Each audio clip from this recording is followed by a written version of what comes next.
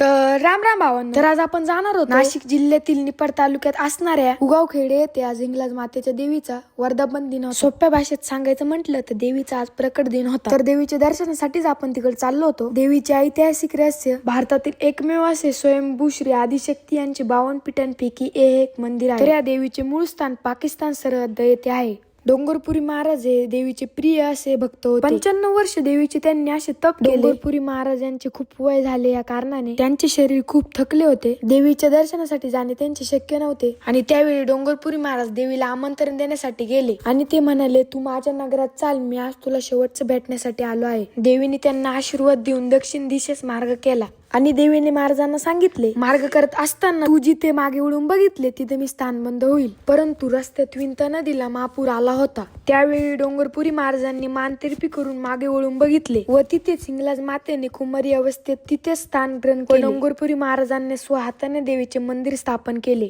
व देवी समोर सुमारे 1000 फूट अंतरावर विंत नदी काठी समाधी घेतली. याचा उल्लेख नवनाथ ग्रंथामध्ये पण आहे.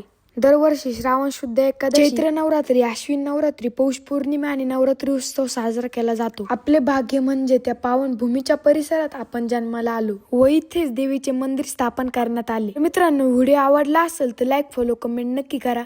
धन्यवाद.